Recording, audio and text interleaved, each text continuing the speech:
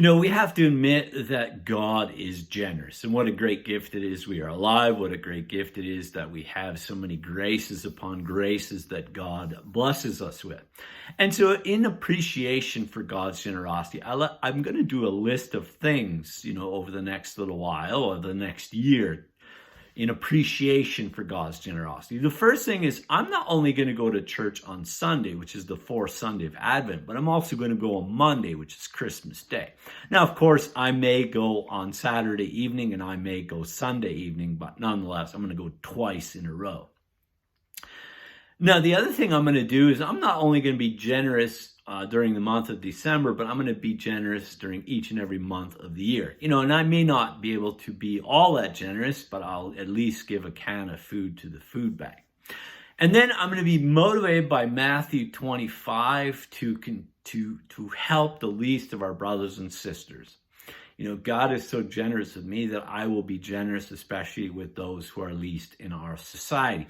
The other thing I'm going to do is I'm going to be quick to forgive other people when they hurt me or when I disagree with them or I hold a resentment towards them. I'm going to be forgiving.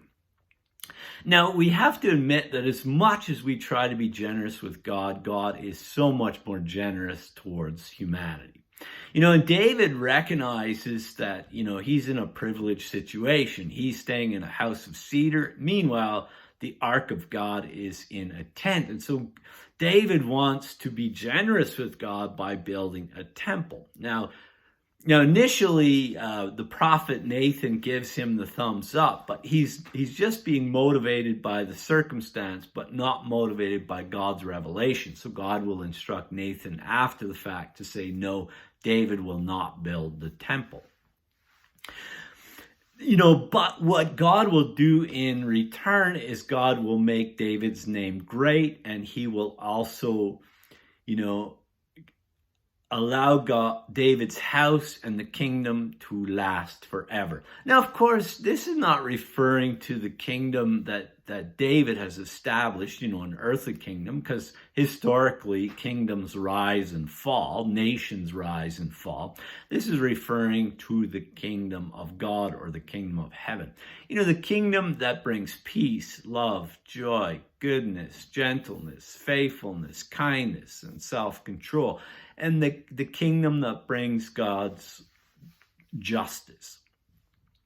And this will be fulfilled through the person of Jesus Christ. And one of the things Jesus did is he ushered in the kingdom of God. And what a blessing that is. Now, Mary, in our gospel reading, she only has one concern, and that is to do the will of God. But it's very interesting how she is greeted by the angel. First, it's a greeting which begins with hail. Now, this is actually not a Jewish greeting, but a Greek greeting. So this is encouraging those who are Gentiles to come to faith in Jesus Christ. And that's really emphasized in our second reading, the letter to the Romans, that both Jew and Gentile are recipients of the generosity of Jesus Christ, of the salvation that is available to all people.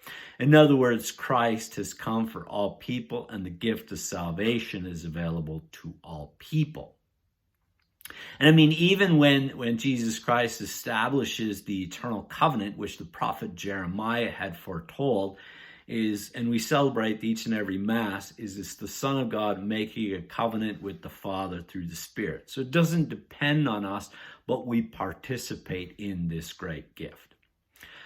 Now, Mary is perplexed, or that is to say, she is astounded by this experience with the angel, that this is an opportunity that she's being blessed with. But of course, she just has a basic question.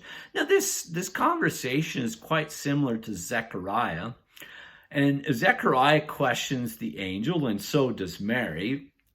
Zechariah is struck mute, but Mary is not. Now, why is this? It's because Zechariah would have told the whole world about this situation, whereas Mary is not going to tell anyone.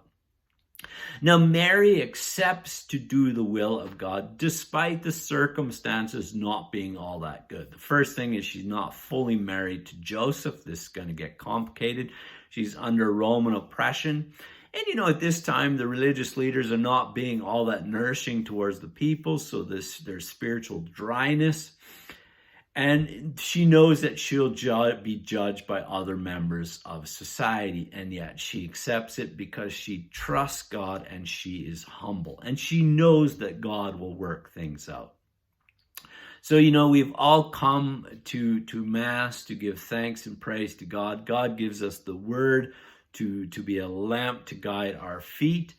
In other words, to guide our lives, and he also gives us the Eucharist. So as we're trying to be generous with God, God is overly generous with us, but we cannot help but praise and thank our God and do our part to be generous with the people in our lives, especially those who are needy and helpless in our society.